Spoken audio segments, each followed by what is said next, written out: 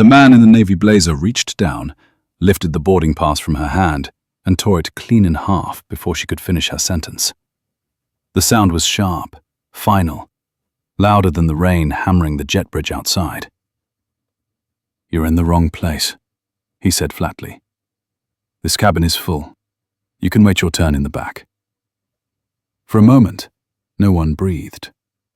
The first-class cabin of Flight 794 from Washington, D.C. to San Diego was sealed in that suspended silence, the kind that comes right before something irreversible happens.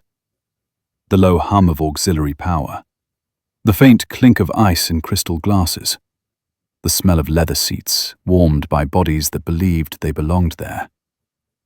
At the center of it all stood Eleanor Brooks, 61 years old, hair pulled back in a practical knot, a plain grey coat draped over her arm, her face unreadable as she stared at the torn halves of her ticket. She did not raise her voice. She did not reach for the paper. She simply looked at the man who had just erased her seat with a casual flick of his wrist. Behind him, a woman gasped. Somewhere down the aisle, someone whispered, "Did he just do that?" The man did not turn. He had already decided who Eleanor was. Someone tired, someone replaceable, someone who would apologize and step aside. He had no idea what he had just set in motion. Eleanor had boarded late on purpose. She always did. She preferred to let the rush pass, to walk onto a plane once the cabin had settled into its false calm. She had spent the last 4 days inside a federal courthouse 2 blocks from the Capitol, listening to arguments that would decide whether thousands of long-term care facilities would survive the next decade. Her company had been dragged into it quietly, not as a defendant, but as the backbone no one mentioned out loud. She was exhausted in a way that sleep could not fix. She had chosen seat 2A because it gave her space, not luxury, space. A window. A little silence. That was all. "Sir," Eleanor said, her voice low, steady, carrying just enough weight to cut through the air without demanding it. "That seat is mine." The man laughed once, short and humorless. He was late 40s, confident, the kind of confidence that came from never being corrected in public. "Not anymore," he said. "We had an equipment swap. Seats get reassigned. It happens. You people always think you're the exception." The word landed like a slap. Not shouted, not emphasized, just slipped in, deliberate. A flight attendant froze 3 rows back. Her name tag read Melissa, early 50s, tired eyes. She had seen this before. Not exactly this, but close enough. She hesitated, fingers tightening around her tablet. Eleanor felt the shift. Not anger, something colder. A familiar calculation. She had sat across conference tables from men like this for 30 years. Men who mistook politeness for weakness. Men who believed power lived in volume. She took a slow breath. She could hear her own heartbeat. Calm, measured. "I need you to call the lead," she said to Melissa, without looking away from the man. "Now." He scoffed. "For what? She's already late. We're not holding up a transcontinental flight over a seating preference." Behind them, an older couple exchanged looks.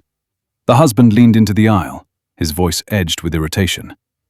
"She's got a boarding pass," he said. "I saw it." "It was invalid," the man snapped, not bothering to look back. "She didn't belong here." That was when Eleanor noticed the woman, already seated in 2B. Late 60s. Perfect posture, pearls at her throat. She had been watching the entire exchange without a word, lips pressed thin, eyes sharp. She met Eleanor's gaze for half a second and looked away, as if distancing herself from a contagion. Melissa swallowed and tapped her tablet. Her hands were shaking. "Sir, I need you to step aside," she said. "Let me verify." "No," he said, louder now. "You're boarding. Do your job." The cabin had changed. The soft entitlement had curdled into something brittle. Phones were half raised, not openly recording, but ready.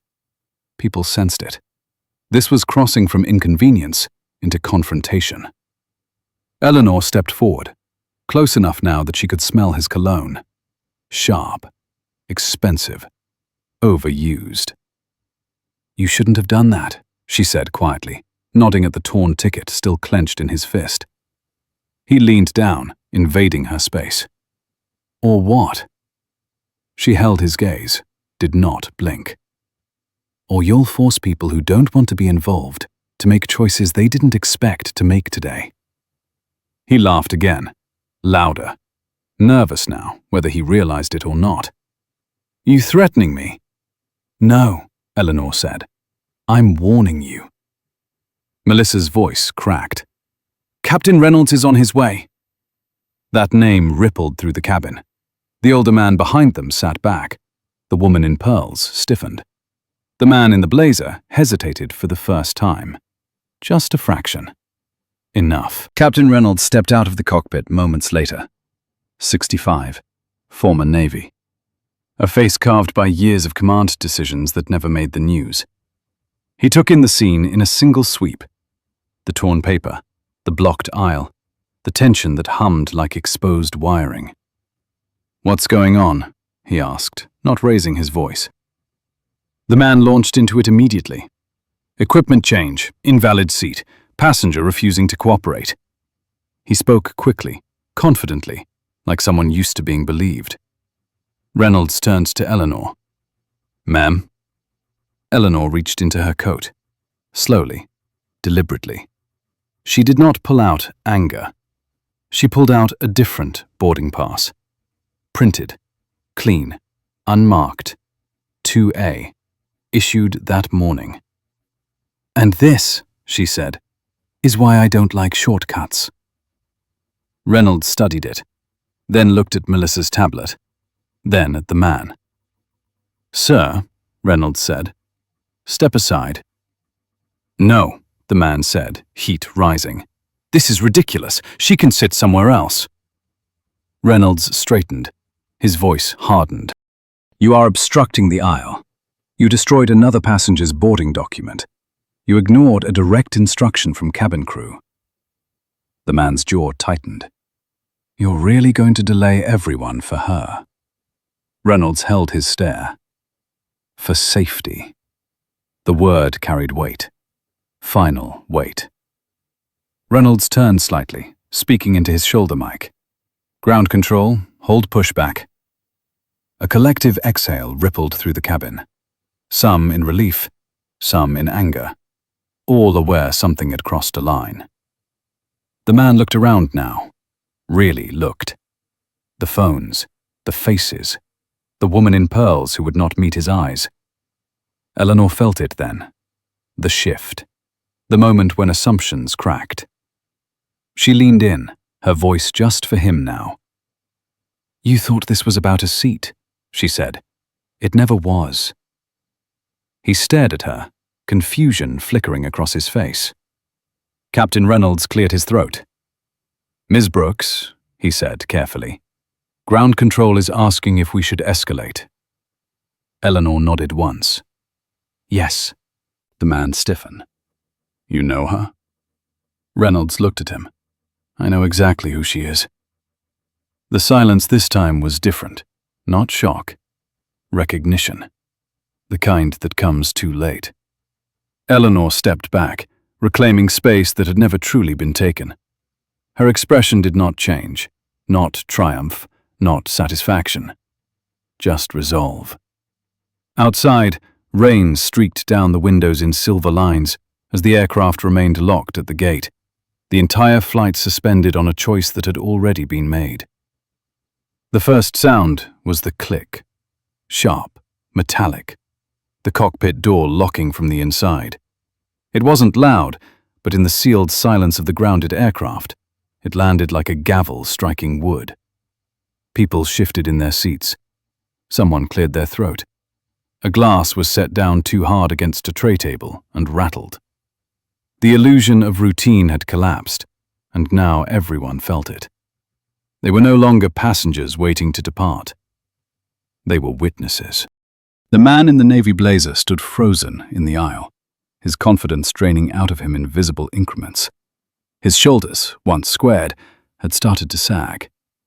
He glanced toward the rear of the cabin, as if expecting backup, validation, someone to nod and say he was right.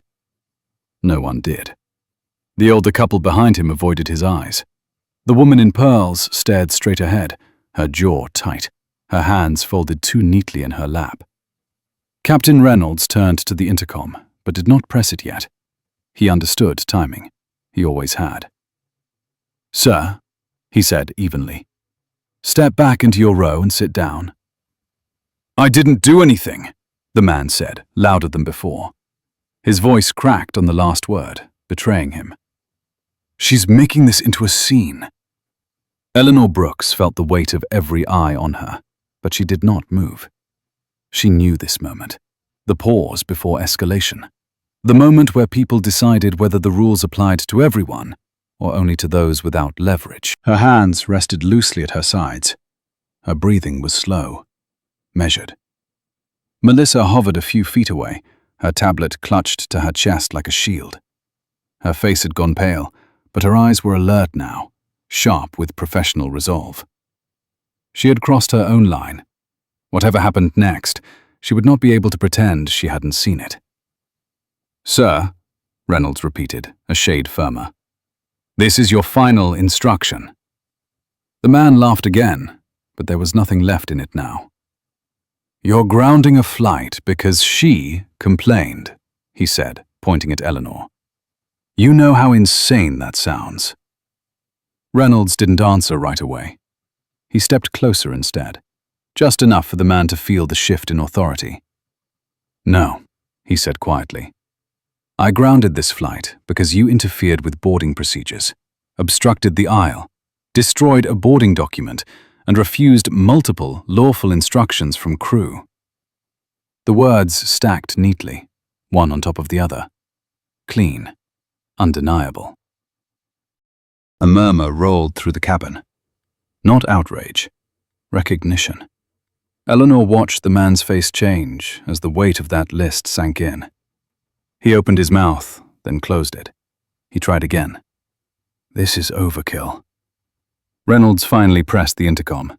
His voice filled the cabin, calm and controlled. "Ladies and gentlemen, we are experiencing a delay at the gate due to a compliance issue. Please remain seated with your seatbelts fastened. Cabin crew, hold positions." The announcement did not soothe anyone. It confirmed what they already knew. This was no longer a delay caused by weather or mechanics. This was human error, unfolding in real time.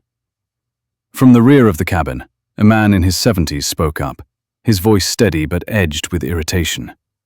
"Son," he said, leaning into the aisle, "sit down. You're making this worse." The man in the blazer whipped around. "Mind your business." "It is my business," the older man replied. "I'd like to get where I'm going today."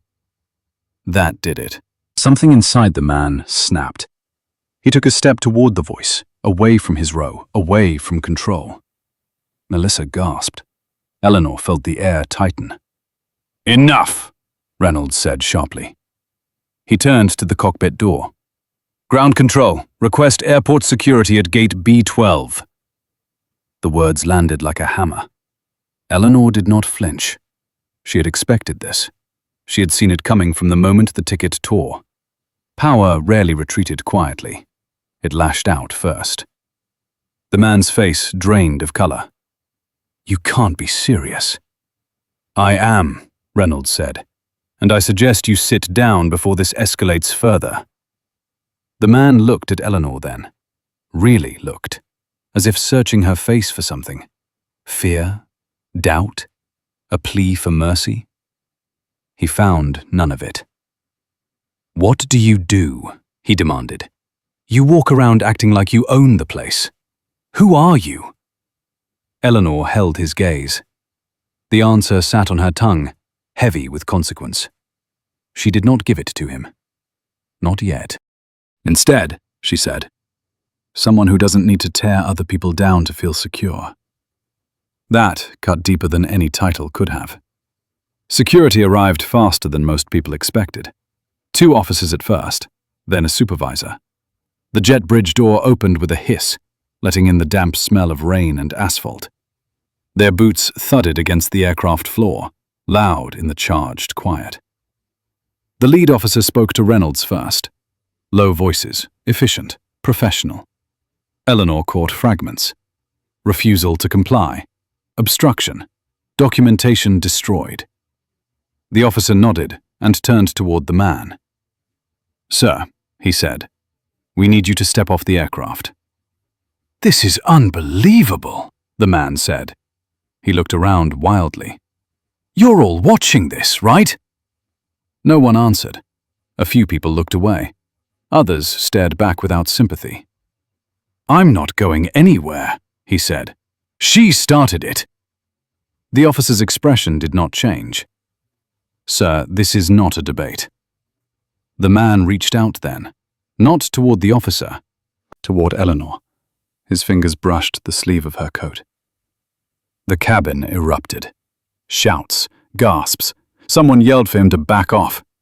Before Eleanor could react, Reynolds was between them. "Do not touch her," he barked. That was the moment the last line was crossed.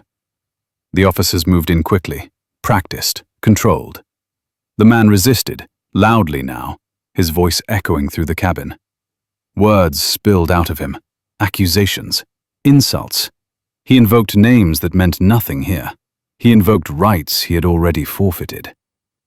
Eleanor stepped back, her heart steady, her mind distant. She had seen this too, the unraveling, the desperation that came when authority failed. As the man was escorted off the plane, his voice fading down the jet bridge, the cabin remained silent. No applause, no cheers, just the heavy quiet of consequence. Reynolds turned back to the passengers. "Thank you for your patience," he said. "We will update you shortly." He looked at Eleanor then, really looked at her, and inclined his head. Not gratitude, respect. Melissa exhaled shakily. "Are you okay?" she asked. Eleanor nodded. "I am." Outside, rain continued to fall, streaking the windows, blurring the world beyond the glass. The aircraft remained still, grounded by a chain of choices that had begun with a single tear of paper. Eleanor took her seat at last. 2A. The window was cool against her temple. She closed her eyes for a brief moment, not in relief, but in preparation. This was not over. Not for the flight, not for the people watching, and not for the man who had finally learned that power did not belong to those who seized it loudly, but to those who never had to raise their voice at all. The plane stayed still long after the jet bridge door sealed shut again, as if the aircraft itself needed time to absorb what had just happened. The engines remained quiet. The cabin lights hummed faintly. Somewhere behind the curtain, a coffee maker clicked on, then off. Ordinary sounds, suddenly unfamiliar. Eleanor Brooks sat in seat 2A, her hands folded loosely in her lap. She could feel the vibration of adrenaline fading, replaced by a deeper, heavier awareness. Not fear. Responsibility. The kind that came after a line had been crossed and could not be uncrossed. Across the aisle, the woman in pearls finally turned her head. She studied Eleanor openly now, no longer hiding behind indifference. Her lips parted, then pressed together again, as if she had something to say and decided against it. Eleanor caught her reflection in the darkened window. A woman who had spent her life believing rules bent toward those who waited long enough. Melissa returned, slower this time, her shoulders still tense, but her steps controlled. She knelt beside Eleanor's seat, lowering her voice. "Captain Reynolds asked if you'd be willing to speak with airport security again before we push back." Eleanor nodded once. Of course. Melissa hesitated. They want to understand the context." "I imagine they do," Eleanor said. Her tone was calm, but her eyes had sharpened. Context was everything. Context was what people always tried to rewrite after the fact. Captain Reynolds emerged from the cockpit moments later, his expression unreadable. He crouched slightly to Eleanor's eye level, a courtesy, not a necessity. "Ms. Brooks," he said quietly. "Thank you for your patience. I won't keep you long." She met his gaze. "I understand." He glanced around the cabin, then back at her. "Ground control flagged your name." Eleanor did not respond immediately. She had known this moment would come. The reveal was never dramatic in real life. It was procedural, administrative, a quiet shift in posture. "Yes," she said. "They would." Reynolds exhaled through his nose. "Sterling Freight Services." Eleanor nodded. The woman in pearls inhaled sharply. It was subtle, but not subtle enough. Reynolds straightened. "I need to ask you something off the record. Did you anticipate this outcome when you boarded today?" Eleanor considered the question. Outside, rain slid down the glass in thin lines, distorting the lights of the terminal. "No," she said honestly. "I anticipated inconvenience. I did not anticipate obstruction." Reynolds held her gaze a second longer, then nodded. "That aligns with what we saw." Two security supervisors approached from the jet bridge entrance. Both men were in their late 50s, faces weathered by years of airport disputes that rarely made headlines. One of them introduced himself. The other watched Eleanor closely, measuring her reaction. They asked her to recount what had happened. She did not embellish. She did not editorialize. She described the sequence, the boarding, the torn pass, the refusal, the physical contact. Her voice never wavered.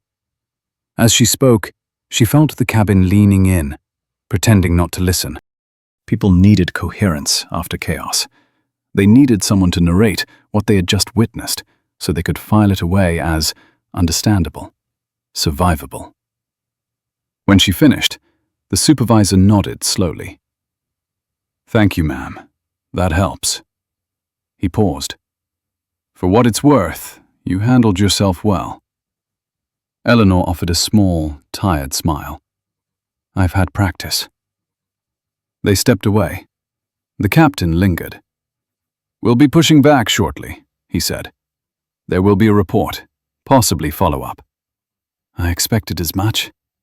He hesitated, then added, "You didn't have to stay calm." Eleanor looked up at him. "Yes," she said. "I did." Reynolds held her gaze, then stood. The cockpit door closed again with a softer click this time. The engines began to spool up minutes later, a low, growing rumble that vibrated through the floor, through the bones. The plane finally began to move. A murmur swept the cabin. Not relief. Processing. As they taxied, the older man who had spoken up earlier leaned across the aisle. "Man," he said, nodding respectfully. "I'm glad you were here today." Eleanor met his eyes. "So am I." He smiled faintly and leaned back, staring out the window as the runway lights slid past. The woman in pearls remained silent until the plane lifted into the grey sky. When the seatbelt sign chimed off, she turned fully toward Eleanor. "I owe you an apology," she said stiffly. "Not for him. For me." Eleanor studied her face, saw something brittle beneath the polish. "For what?" she asked gently. "For assuming," the woman said, "and for staying quiet." Eleanor nodded. "Silence is comfortable," she said, "until it isn't." The woman swallowed. "I won't forget today." "I hope you don't," Eleanor replied. "Not as a threat, as a truth." As the aircraft leveled out, Eleanor closed her eyes briefly. She thought of the hearings she had left behind, the long tables, the men in suits who spoke about numbers as if they were abstractions, not lives. She thought of the facilities waiting for equipment that had been delayed 1 quarter too long. She thought of the chain reaction that started when someone decided rules were optional. She reached into her bag and pulled out her phone. No messages yet. That would change. She typed a single text. Flight delayed. Situation contained. We proceed. The reply came almost immediately. Understood. Stand by. Eleanor set the phone aside and looked out at the clouds, thick and unmoving beneath them. The world always looked calmer from this height. It was a lie she understood well. Somewhere below, a man who had once believed he could tear paper and erase people was sitting in a security office, replaying the moment his certainty collapsed. Somewhere else, reports were being filed. Names entered into systems.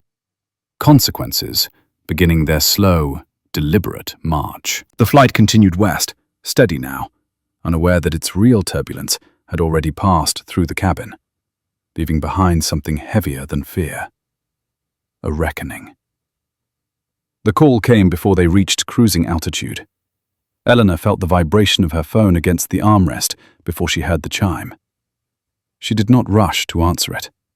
She let it buzz once, twice, long enough for the person on the other end to understand she was not startled, not reactive.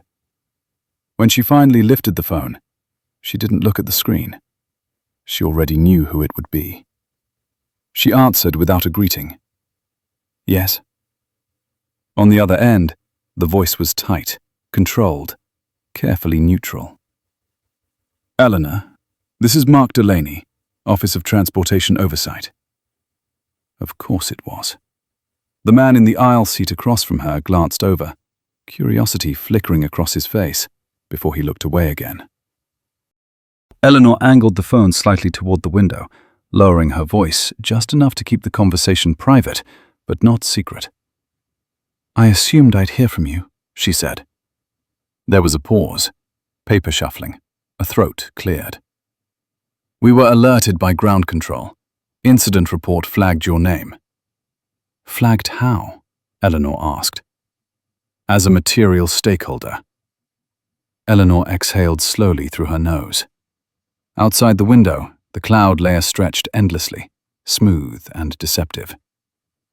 Then you know this wasn't about a seat.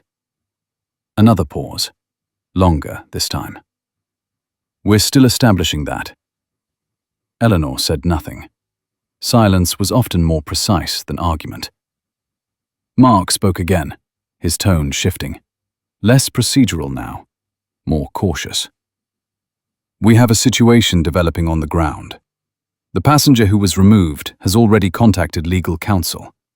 He's alleging discrimination, claims he was targeted unfairly. Eleanor's mouth curved just slightly. Not amusement, recognition.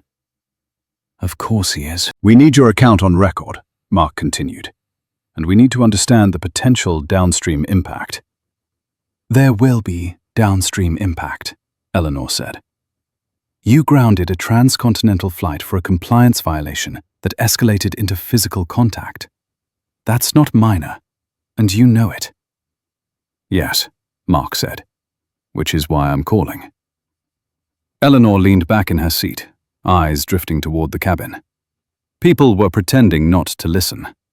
No one was fooled. The older woman in pearls had turned her head again, openly watching now. Melissa passed through the aisle, checking seatbelts, her movements precise, rehearsed, but her eyes kept darting back toward Eleanor. Mark, Eleanor said quietly, if this were about me, you wouldn't be calling mid-flight. You'd wait. This is about what else is tied to my name. Another silence. He did not deny it. We're aware of your pending testimony next week, he said carefully, and the procurement review. Eleanor closed her eyes for a moment, not in fatigue, in focus. Then let me be clear. I did not provoke this. I did not escalate it. I did not invoke my position. I followed instructions. He didn't. I understand your position, Mark said. No, Eleanor corrected. You understand my title. Those are not the same thing. The cabin announcement chimed softly, a reminder to remain seated. Eleanor ignored it. Her seatbelt was already fastened. She had learned long ago to stay anchored when turbulence came, expected or not. "Here's what's going to happen," she continued, her voice steady. "You will review the footage. You will review the crew statements. You will note that the individual obstructed the aisle, destroyed documentation, refused multiple lawful orders, and made physical contact. You will conclude this was a safety issue. Because it was." Mark hesitated. "There's concern about optics." Eleanor opened her eyes. Her reflection stared back at her from the dark glass. Calm, unapologetic. Optics are what people talk about when they don't want to talk about facts. Another pause. Then, quieter. "You're not wrong." "I know," Eleanor said. She ended the call before he could say anything else. For several seconds, she sat still, phone resting in her hand, feeling the plane cut through the air. The hum of the engines settled into a constant, reassuring rhythm. Outside, the sky was a pale, washed-out blue, the kind that suggested stability, even when none existed. Across the aisle, the man who had spoken up earlier leaned toward her again. "Everything all right?" he asked. Eleanor met his eyes. "It will be." He nodded, satisfied enough with that, and turned back to his book. But not everyone was satisfied. The woman in pearls stood slowly, smoothing her jacket, and stepped into the aisle. She hesitated, then spoke. "Ms. Brooks," she said, her voice clipped but controlled. "May I sit for a moment?" Eleanor studied her, the tension in her shoulders, the way her fingers tightened around the seatback. This was not casual curiosity. This was something rehearsed in the mind and delayed by fear. "Of course," Eleanor said, shifting slightly. The woman sat, folding her hands in her lap. "I'm Judith," she said. "Judith Caldwell." Eleanor nodded. "Nice to meet you." Judith inhaled, then exhaled. "I want you to know I didn't agree with what happened. I've learned when to stay out of things." Eleanor looked at her. Really looked. "That's how systems survive," she said softly. "Not through villains, through silence." Judith winced. "I know." They sat in that truth for a moment, the plane steady beneath them. Judith continued. "I chaired a hospital board for 12 years. We talked a lot about values, less about enforcement." She swallowed. "Watching him today, it reminded me how easily rules become suggestions." Eleanor nodded. "Only for some." Judith met her gaze then. "I'm glad you didn't step aside." "So am I," Eleanor said. Judith stood, returning to her seat with a quiet nod, leaving behind a faint scent of powder and regret. Eleanor closed her eyes again, just for a breath. The adrenaline was gone now. What remained was the long view, the understanding that what happened in that aisle would not stay in that aisle. Her phone buzzed again. A message this time. No caller ID, just a secure channel. They're watching the footage. Pressure building. Eleanor typed back without hesitation. Let it build. She placed the phone face down and looked out at the horizon. Somewhere far below, offices were lighting up. Emails were being drafted. Decisions were being framed as inevitabilities. She knew how this story usually went. A complaint, a settlement, a quiet dismissal. A narrative softened until no one remembered why it mattered. But this time was different. Not because of who she was, because too many people had seen it. The flight pressed westward, slicing through the calm sky, unaware that beneath its steady course, something had shifted. Not dramatically, not explosively, just enough. Enough to change what came next. The first sign that the story had escaped the cabin came quietly, without drama.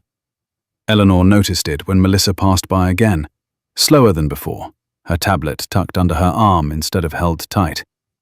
The tension in her shoulders had shifted. Not gone, but redirected. The kind of posture people adopted when they realized the situation they were in was bigger than their job description. "Ms. Brooks," Melissa said softly, stopping beside her seat. "Captain Reynolds asked if you could stop by the cockpit when it's convenient. No rush." Eleanor studied her face. The careful neutrality, the effort to sound casual. "Of course," she said. "Let him know I'll come by in a few minutes." Melissa nodded, relief flashing across her eyes before professionalism reclaimed its place. She moved on. Across the aisle, the older man closed his book without marking the page. He leaned back, staring at the ceiling, as if listening to something only he could hear. Judith Caldwell sat rigidly in her seat now, hands clasped, gaze fixed forward. The cabin had settled, but beneath the calm, a current ran. People sensed a second act coming. Eleanor stood when the seatbelt sign flicked off. The movement drew eyes, despite efforts to look away. She smoothed her coat, steadying herself not physically, but mentally. This was the part she never enjoyed. Not confrontation, not resolution. The machinery behind it all. The cockpit was smaller than people imagined. Functional, tight. A place built for precision, not comfort. Captain Reynolds gestured for her to take the jump seat. He closed the door behind her, sealing them into a quieter world. "Thank you for coming," he said. He didn't sit. He rarely did during moments like this. Eleanor nodded. "You wanted to talk?" Reynolds leaned back against the console, arms folded. "We just received confirmation from ground security. The passenger is being detained for questioning. He's escalating." "That doesn't surprise me," Eleanor replied. "He's claiming he was targeted," Reynolds continued. "That the decision to hold the aircraft was excessive." Eleanor met his gaze. "And what do you think?" Reynolds was quiet for a moment. Then, "I think if he had sat down when instructed, none of this would have happened." Eleanor allowed herself a faint smile. "That's usually how rules work." Reynolds exhaled. "Here's the part that complicates things. He's not just some random traveler." Eleanor waited. "He's a senior partner at a lobbying firm," Reynolds said. "Transportation sector, federal contracts." There it was, the real reason for the call, the weight behind the hesitation. Eleanor nodded slowly. "And now he's learning that influence doesn't override safety." Reynolds studied her. "You knew?" "I suspected," Eleanor said. "People who behave like that usually believe they're insulated." Reynolds shifted his stance. "He's already made calls." "So have I," Eleanor said calmly. That caught his attention. "You have?" "Yes," she said. "Not about him. About the bigger picture." Reynolds didn't ask her to elaborate. He already knew enough to understand this wasn't bluster. "I won't lie," he said. "There will be noise. There will be questions." "There always are," Eleanor replied. "The question is whether you want them answered now or later." Reynolds considered that, then nodded once. "I grounded the flight because it was the right call. I'll stand by it." Eleanor met his eyes. "That's all anyone can ask." When she returned to her seat, the cabin felt different again. Not tense, alert, like a room waiting for an announcement that hadn't been made yet. Her phone buzzed almost immediately. Video circulating internally, multiple angles, crew statements corroborated. Eleanor read the message twice, then typed back. "Good. Preserve everything." A moment later, another message appeared. Separate thread. He's threatening to go public. Eleanor didn't respond right away. She stared out the window, watching the sun dip slightly, casting long shadows across the wing. "Let him," she finally typed. She could feel it now. The slow turn of momentum. The shift from defense to exposure. Judith leaned across the aisle again, lowering her voice. "I overheard part of what Melissa said earlier," she admitted. "This is more than a disagreement, isn't it?" Eleanor looked at her. "It always was." Judith swallowed. "Do you ever get tired of this?" Eleanor considered the question. "I get tired of pretending it doesn't matter." Judith nodded, as if that answered something she hadn't yet put into words. The announcement came 10 minutes later. Captain Reynolds's voice filled the cabin. Calm, even. "Ladies and gentlemen, thank you for your continued patience. We will be resuming our flight shortly. The situation on the ground has been resolved." A collective breath was released. Not relief. Closure. As the plane adjusted its course, Eleanor felt her phone vibrate again. This time, it wasn't Mark Delaney. It was a secure notification from her general counsel. Media inquiry pending. Lobbying firm requesting comment. Transportation oversight reviewing conduct. Eleanor closed her eyes briefly. This was the fork in the road. The moment stories either dissolved or crystallized. She typed a single response. No comment yet. Let facts stand. She placed the phone away and looked around the cabin one last time. Faces returned to screens, books, half-finished drinks. But something lingered, a residue of awareness. People had seen how easily rules could be challenged and how firmly they could be enforced. Somewhere on the ground, a man was discovering that the world did not always bend the way it used to. Somewhere else, systems were deciding whether to protect one of their own or protect their integrity. Eleanor leaned back in her seat, the hum of the engines steady beneath her. She wasn't thinking about victory, or revenge, or reputation. She was thinking about what happened next. And for the first time since boarding, she allowed herself a small, private certainty. This time, the silence would not be enough to save him. The turbulence began without warning, not the kind that rattled drinks or sent gasps through the cabin. This was subtler. A faint shudder through the fuselage, a low groan from the wings as the aircraft adjusted its pitch. The seatbelt sign chimed on again, soft but insistent, like a reminder that control was never absolute. Eleanor felt it immediately, not in her body, but in her gut. Her phone buzzed once, then again.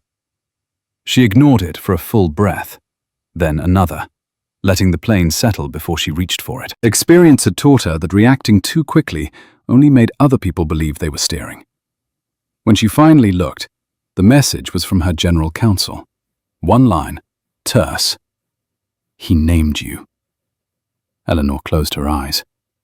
Across the aisle, Judith Caldwell shifted in her seat, fingers tightening around the armrest as the plane dipped slightly. A few rows back, someone muttered a quiet curse. Overhead bins creaked. The illusion of smooth passage cracked just enough to remind everyone how much they were trusting unseen systems. Eleanor typed back. "Publicly?" The reply came fast. "Yes. Press inquiry already in progress." She felt the weight of it settle in her chest. Not panic, not dread, recognition. This was the move she had expected, just not so soon. When people lost control of a room, they tried to seize the narrative instead. The man on the ground had made his choice.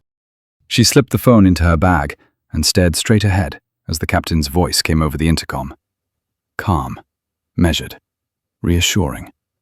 A professional performance delivered for hundreds of people who needed to believe someone still had a hand on the wheel. The plane leveled out. The cabin quieted. But Eleanor knew better than to mistake calm for resolution. Melissa passed by again, checking belts, her expression tight. When she reached Eleanor's row, she hesitated. "Everything okay?" she asked softly. Eleanor met her eyes. "It will be," she said. Then, after a pause, "You did exactly what you were supposed to do." Melissa swallowed. The words landed heavier than thanks. "I just followed procedure." "That's rarer than it should be," Eleanor replied.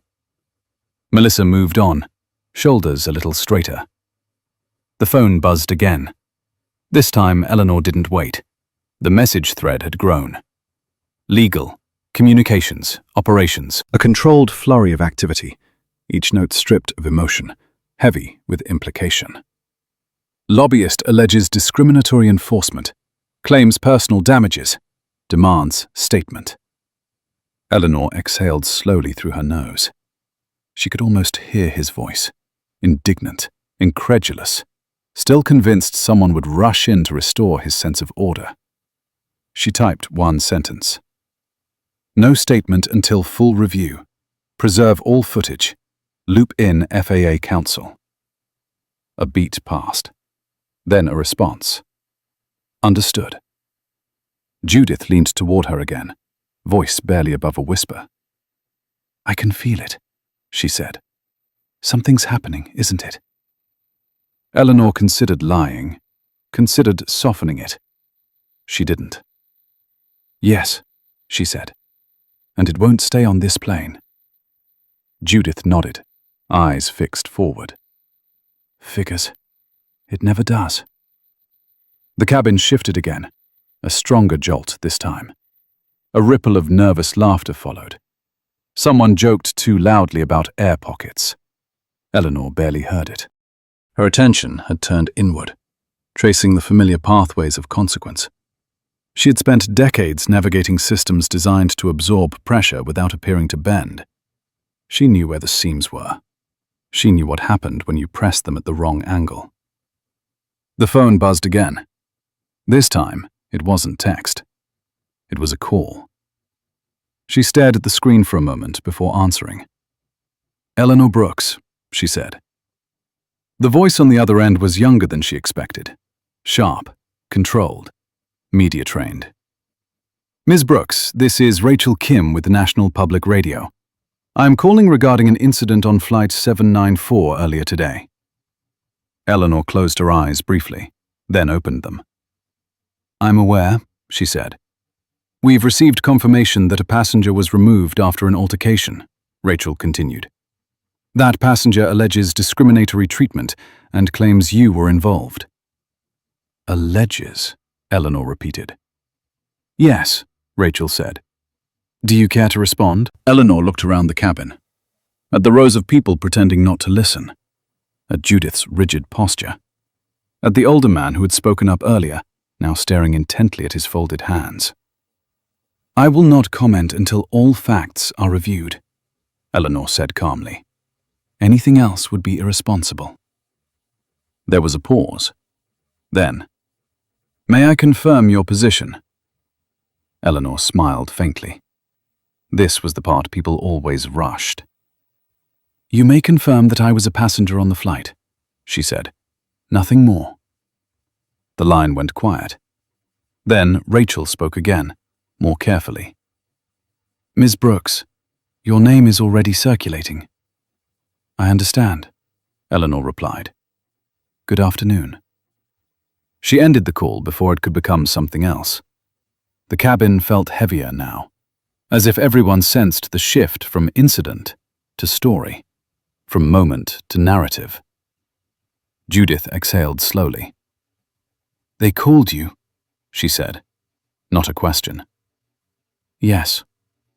Judith shook her head. "I spent my career trying to stay out of headlines." Eleanor looked at her. So did I. They shared a brief, understanding glance. Another announcement chimed. The captain informed them they were adjusting altitude due to weather ahead. The word weather drew a few eye rolls. Eleanor almost smiled. It was always weather, until it wasn't. Her phone vibrated again. This time, a message from someone she hadn't heard from in years. "Old colleague, Senate oversight. Heard your name. Call me when you land." Eleanor stared at it longer than the others. That was when she knew this had crossed into something irreversible. The man on the ground had not just accused her. He had triggered processes he did not understand. Reviews, hearings, quiet phone calls between people who did not like surprises. And he had done it in a space where everything was recorded. The seatbelt sign chimed off again. A few people relaxed. Eleanor didn't. She reached into her bag and pulled out a thin folder she always traveled with. Not documents, not contracts, notes, names. Threads she tracked not because she needed leverage, but because leverage existed whether she wanted it or not. She flipped it open, scanning familiar handwriting. She stopped on one page. Transportation lobbying. Conflict disclosures pending. She closed the folder. Judith watched her. "You look like someone who's decided something," she said quietly. Eleanor met her gaze. "I've decided to stop pretending this is small." Judith nodded once. "That tends to change things." "Yes," Eleanor said. "It does." Outside, the clouds thickened, gray and layered, the kind pilots respected. The plane adjusted course again, smooth and controlled, the way systems were meant to work when people followed the rules. Eleanor settled back into her seat, the weight of what was coming steady on her shoulders. Not fear, not anticipation. Clarity. The flight continued west, carrying with it not just passengers, but the early tremors of a reckoning that had already begun to move through places far beyond the cabin. The announcement came just as the cabin settled into the false rhythm of normalcy. "Ladies and gentlemen, we are experiencing a brief hold due to air traffic flow restrictions ahead. Please remain seated." A hold. Not weather, not mechanical. A pause imposed by something unseen, something procedural. Eleanor felt the meaning slide into place before the words finished echoing. Holds happened when people on the ground needed time. Time to talk. Time to decide. Her phone buzzed again. This time the screen lit up with a name she had not seen in over a decade. Samuel Ortiz. She did not answer immediately. She watched the wing instead, the metal flexing almost imperceptibly as the plane adjusted speed. The engines throttled back, their pitch lowering, as if the aircraft itself were easing into restraint. She answered. "Sam." The voice on the other end was older now, slower, but the authority was still there, tempered by years of surviving rooms where everyone wanted something. "Eleanor," he said, "you picked a hell of a day to remind people you exist." She smiled faintly. "I didn't intend to." "You never do," Sam replied. "That's what makes it messy." Across the aisle, Judith pretended to read, though the page hadn't turned in minutes. The older man a few rows back leaned forward, elbows on his knees, listening without trying to hide it anymore. The cabin had stopped pretending. "Talk to me," Eleanor said. "Why are you calling mid-air?" Sam exhaled. She could hear the clatter of an office in the background. Phones, voices, the machinery of response. Because the allegation didn't land where he thought it would. He pushed it upstairs. Way upstairs. Eleanor closed her eyes briefly. And it bounced, Sam said. Hard. She waited. He accused a federally contracted operator of discriminatory enforcement during a controlled security incident, Sam continued. On a plane with cameras, crew reports, passenger witnesses. That's not a headline. That's a trigger. Eleanor felt the weight settle, not like a blow, but like a door locking into place. So this isn't staying local. No, Sam said. It never was. The seatbelt sign chimed on again, almost apologetic. The aircraft adjusted altitude, the sky outside darkening into thicker cloud. The light in the cabin shifted from bright afternoon to muted grey, faces losing definition, becoming silhouettes. What does he think happens next? Eleanor asked. Sam gave a short, humorless laugh. He thinks someone calls you and asks you to make this go away. Eleanor's voice remained even. No one has. Not officially, Sam said. Unofficially, a few people are asking whether you plan to escalate. Escalate what? Eleanor replied. I followed instructions. So did the crew. He didn't. That's exactly the problem, Sam said. You didn't play your role. She opened her eyes and looked straight ahead. Which role was that? The quiet one. Eleanor said nothing. Sam lowered his voice. There's already chatter about conflicts, about his firm, about undisclosed lobbying and transportation oversight. This incident pulled a thread. Eleanor felt something shift. Not satisfaction. Alignment. He made it personal, she said. He made it visible, Sam corrected. That's worse. The call ended with a promise to talk again after landing. Eleanor set the phone down slowly, her fingers steady, her pulse unchanged. She had learned long ago that when systems began to move, the worst thing you could do was flinch.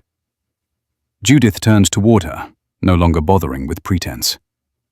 That didn't sound small, she said. It isn't, Eleanor replied. Judith hesitated. Are you going to be all right? Eleanor considered the question. I will be, she said. Others may not. The older man leaned into the aisle again. Ma'am, he said, respectful but curious. I flew cargo for 28 years. I've seen delays, I've seen removals. I've never seen a flight hold because someone made the wrong phone call. Eleanor met his eyes. Then you know what happens when pressure hits the wrong joint. He nodded slowly. Things crack. Yes, Eleanor said. They do. The cabin lights dimmed slightly as the aircraft maintained its hold. No one complained. No one asked for updates. Everyone sensed that asking questions now would not speed anything up. Melissa returned once more, crouching near Eleanor's seat. Her voice was quiet, but there was a new steadiness in it. Captain Reynolds wanted me to tell you that ground control has requested the incident footage be preserved without internal edits. Eleanor nodded. That's appropriate. Melissa hesitated. They also asked if you would be willing to submit a written statement within 24 hours. I will, Eleanor said, in my own words. Melissa swallowed. Thank you. She stood, then paused. For what it's worth, I've worked flights for 27 years. I've never seen someone try to turn a safety issue into a personal attack on record. He made it easy. Eleanor looked up at her. Truth has a way of doing that. Melissa smiled faintly and moved on. The plane shuddered once, then leveled again. Outside, the cloud cover began to thin, light breaking through in uneven patches. The hold would end soon. Eleanor felt it, the way you could feel when a room had reached a decision before anyone spoke. Her phone buzzed again. A message from her general counsel.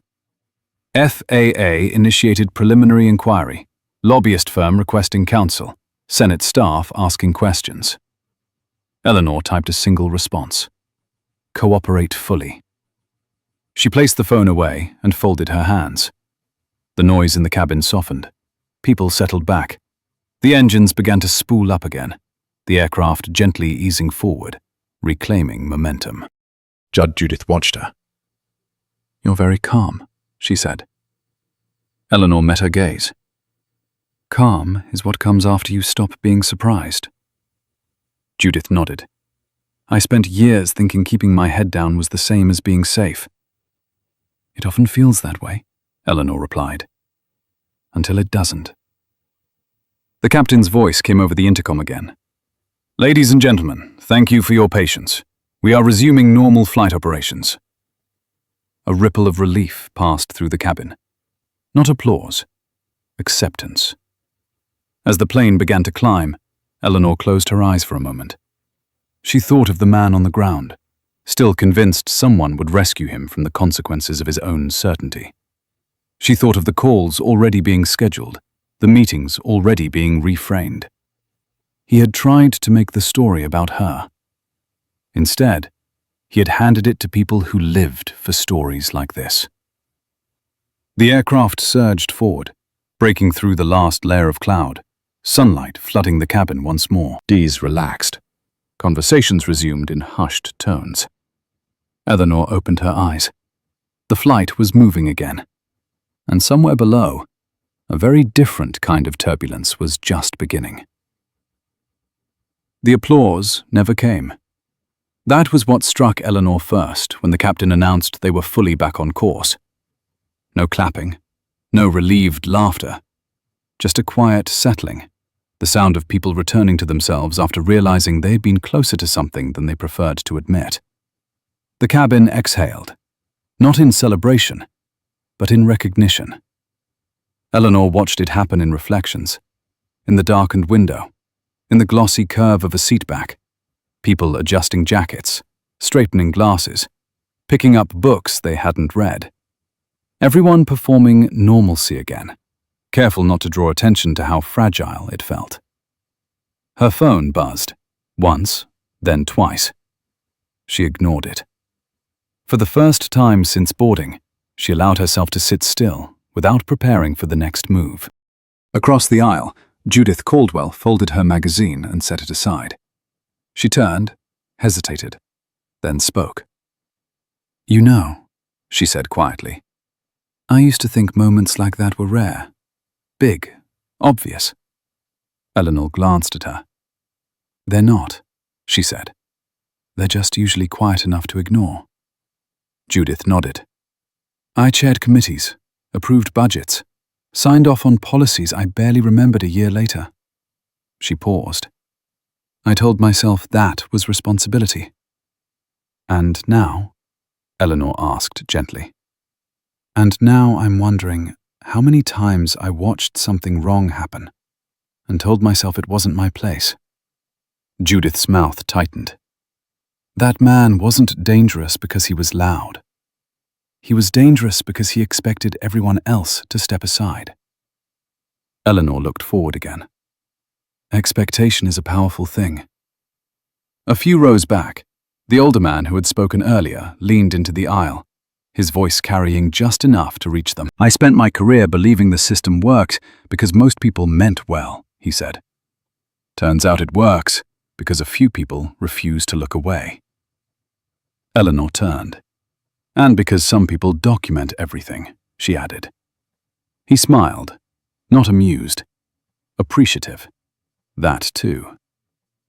The cabin lights brightened slightly as the plane reached cruising altitude.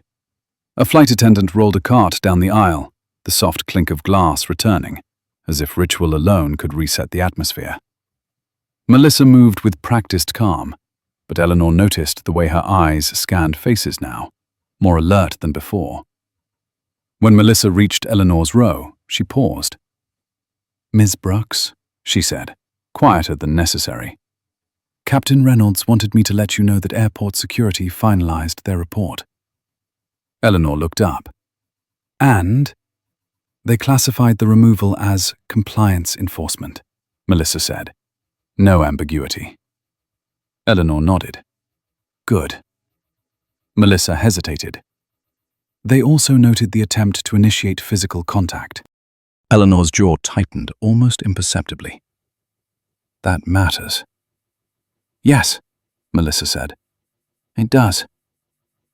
She moved on, the cart rolling ahead, but Eleanor felt the ripple of that confirmation move through her.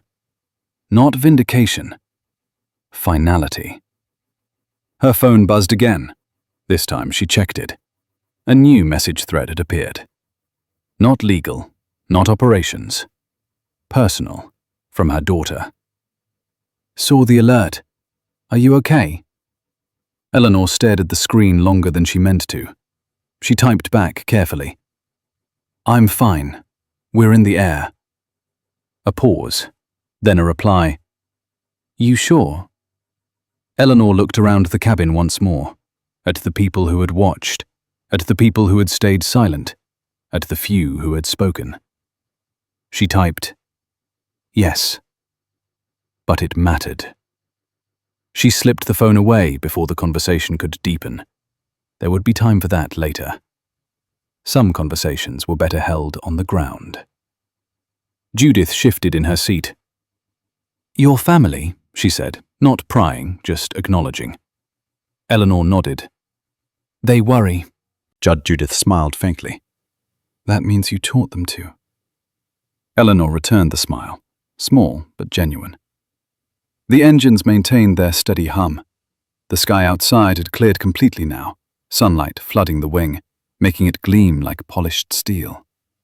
From this height, the world below looked orderly. Roads like lines, cities like grids. No sign of the messy human negotiations happening inside conference rooms and cockpits and court filings. Her phone buzzed again. This time it was a message she had expected, but hoped might wait until landing. From Samuel Ortiz. "They're calling an informal briefing. Tonight. He's panicking." Eleanor closed her eyes briefly, then typed back, "He should be." A response came almost immediately. "You going public?" Eleanor considered the question. Public had weight. It demanded a posture, a performance. She had spent her life avoiding it when she could. She typed, "Only if the truth needs help being heard." She set the phone aside and leaned back, finally allowing herself to rest against the headrest. The adrenaline had long since burned away. What remained was clarity, sharp and unsentimental. Judith watched her for a moment. "You know," she said, "people like him don't understand this kind of power." Eleanor opened her eyes. "What kind?" "The kind that doesn't announce itself," Judith said. "The kind that waits." Eleanor looked out at the wing, at the sunlight glinting off metal designed to endure pressure. That kind scares them the most. A chime sounded, signaling the start of beverage service. Conversations picked up, tentative at first, then more natural. The cabin was moving on, but not forgetting. A man 2 rows ahead turned and spoke over his seat. "Ma'am," he said to Eleanor, respectful, measured. "I just wanted to say thank you." "For what?" Eleanor asked. "For not stepping aside," he said. "My granddaughter's flying alone next month.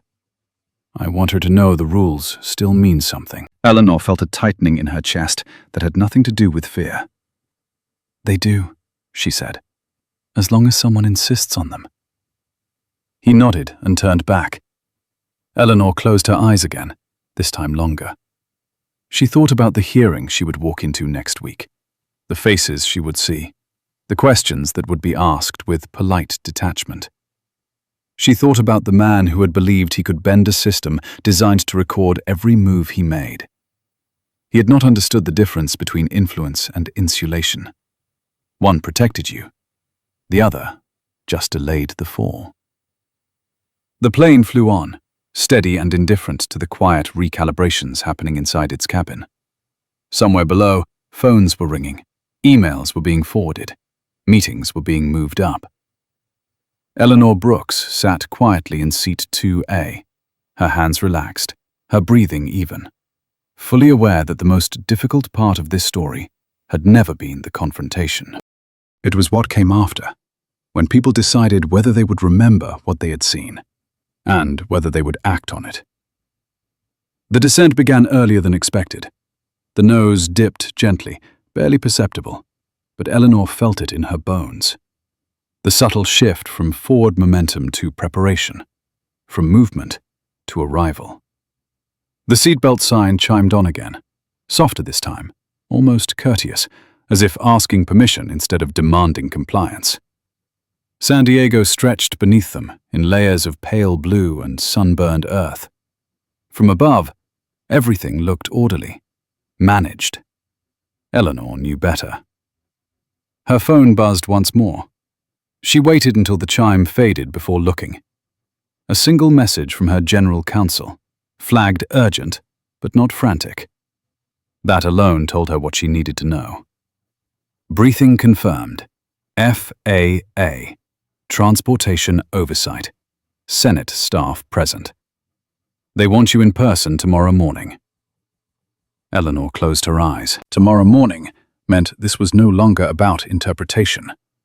It was about record, about permanence. What was said, how it was said, and who was willing to stand behind it when the room went quiet. She typed back slowly. I'll be there.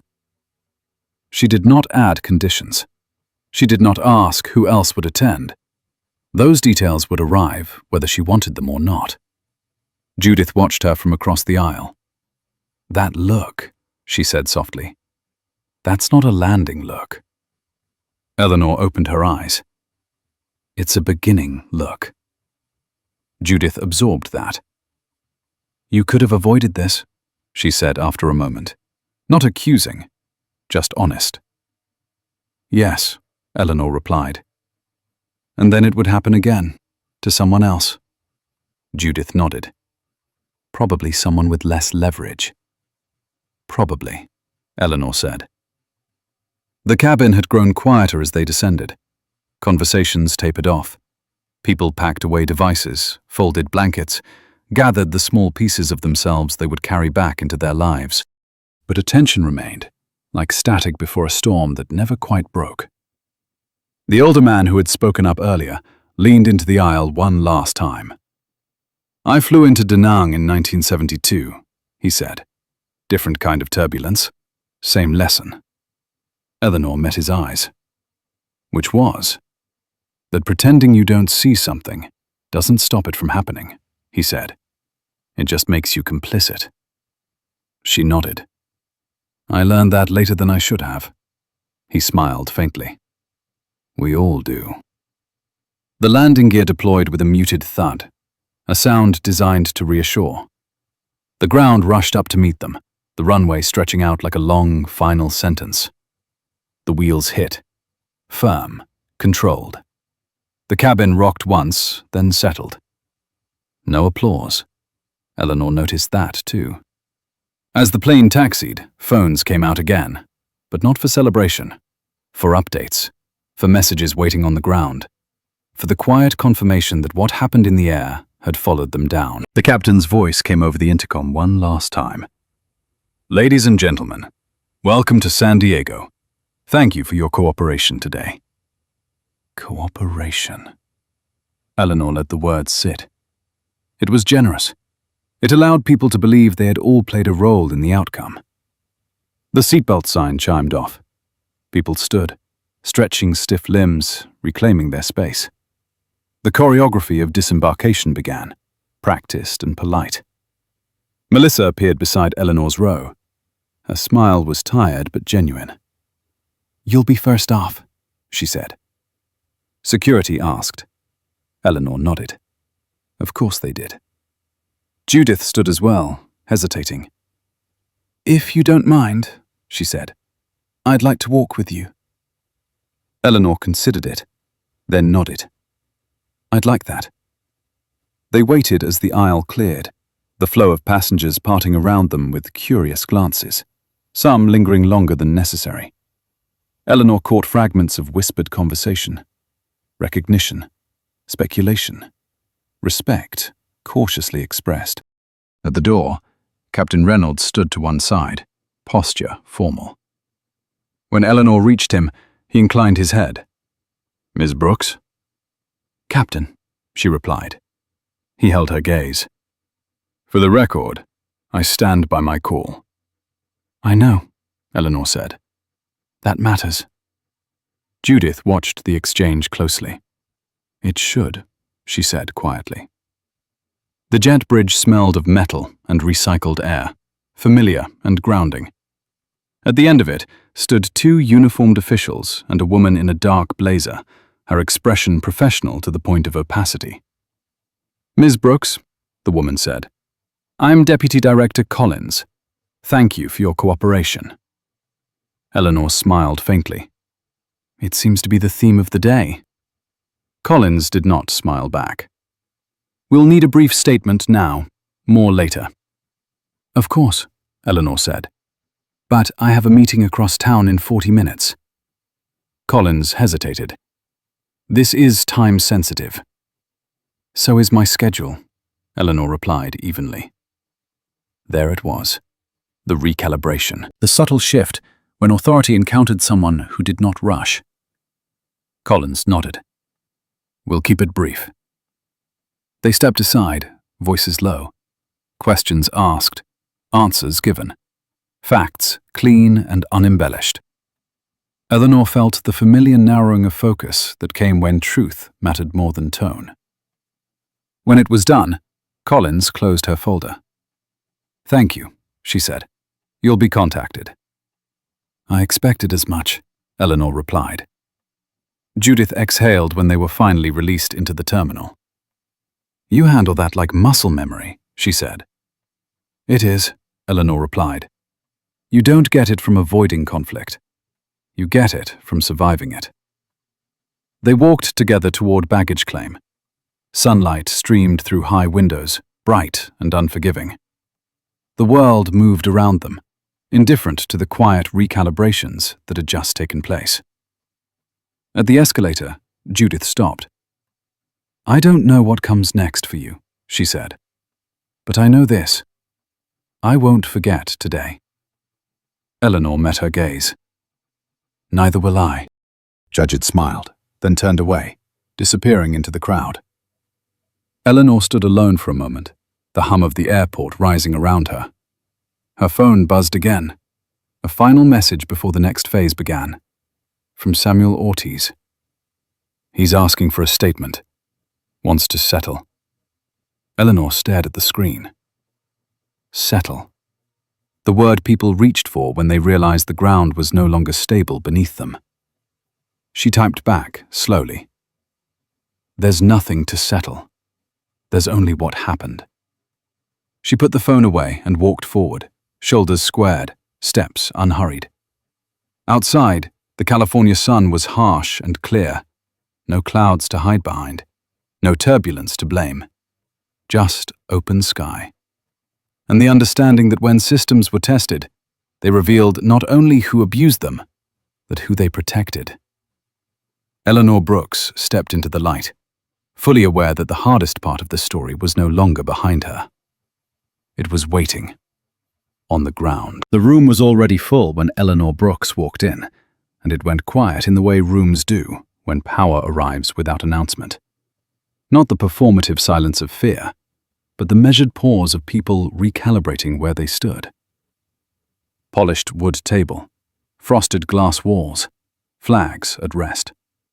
The seal of the department behind the chair at the head. Eleanor took the seat she had been assigned, set her bag down, folded her hands, and waited. The chair across from her was empty. It would not be empty for long. When he entered, he did not look at her. He adjusted his cuff, straightened his tie, sat with the careful posture of a man who had practiced confidence in mirrors. The lawyer at his side leaned in, whispering reminders that sounded like instructions to breathe. Eleanor recognized the cadence. She had heard it before in men who thought survival was a matter of phrasing. The briefing began without ceremony. Names were read. The timeline was recited. The footage was referenced, not shown, because everyone in the room had already seen it.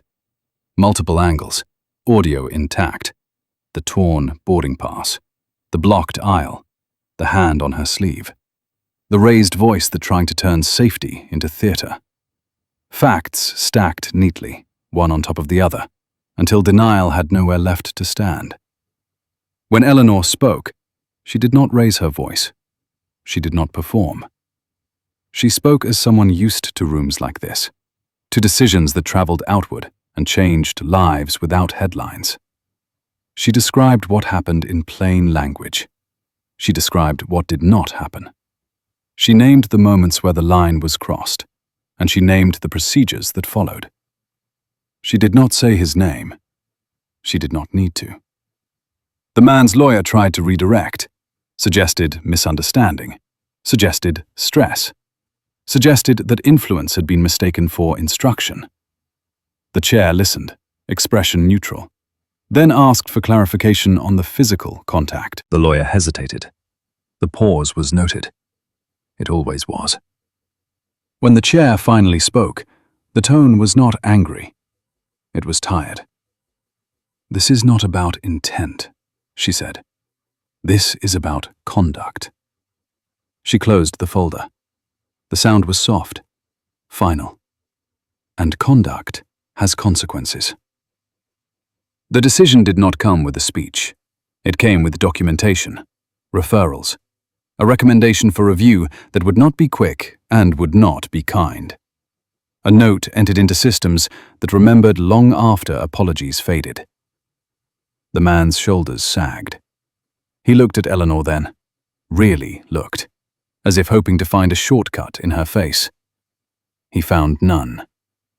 Outside, cameras waited, lenses glinting under late afternoon sun. Eleanor did not stop for them. She walked past the microphones and the shouted names, past the questions framed to provoke and the answers designed to trap. She entered a car that had been waiting since morning and closed the door on the noise. The city slid by in reflections, all glass and angles and motion. Her phone buzzed once, a message from her daughter, short and unadorned. "Proud of you." Eleanor smiled, just enough.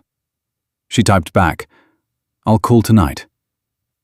The call came later, when the day had softened at the edges. Samuel Ortiz did not sound surprised anymore. He sounded resigned. "They're moving forward," he said. "It's bigger than him now." Eleanor looked out at the lights climbing the hills. It always was. "He wants to talk," Samuel added. "No," Eleanor said. "He wants relief." Samuel was quiet. Then, "You won't give it." "I won't need to," Eleanor replied. "The record will." She ended the call and sat with the quiet. Not relief. Completion. The kind that arrives when you stop negotiating with inevitability. The next morning, the paper did not scream. It reported. The headline was careful. The details were precise. The quotes came from official statements, not anonymous sources. The story traveled the way true things do, steadily, without embellishment, carried by documentation instead of outrage. By afternoon, the board announced a leave. By evening, a resignation. By the end of the week, disclosures that had waited years finally found daylight. Eleanor returned to work.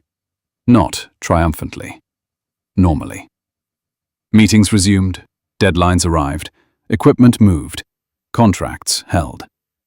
The quiet machinery of care continued to do what it had always done, now with fewer shadows. She thought of the flight sometimes, of the aisle, of the moment the ticket tore, of the choice to stand still. She thought of Judith Caldwell, who sent a note months later to say she had spoken up in a room she used to avoid. She thought of Melissa, who took a promotion and told Eleanor she had learned the difference between procedure and courage. She thought of the older man who wrote to say his granddaughter flew alone and came home smiling, confident the rules would hold. On an ordinary evening, Eleanor sat at her kitchen table with a cup of tea and the window open to a breeze that carried the city's hum.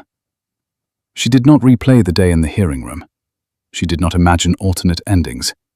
She did not catalogue the costs. She understood them. That was enough. Power, she had learned, was not the ability to bend a moment. It was the willingness to let the moment bend you toward what was right, and to stay there when the pressure came. It was the patience to let facts do their work. It was the discipline to refuse shortcuts when shortcuts were offered as mercy. Somewhere, a man was learning the difference between influence and insulation. Somewhere else, a system was adjusting, incrementally, the way systems do when confronted with records they could not ignore. The world did not change all at once. It rarely did. It changed in rooms like that one, with folders closing softly and decisions written down where they would remain. Eleanor finished her tea and rinsed the cup. She turned off the light and stood for a moment in the dark, listening to the city breathe. Tomorrow would bring its own negotiations, its own choices. She would meet them the same way she always had, steady and unannounced. If this story resonated, like, subscribe, comment 3 words.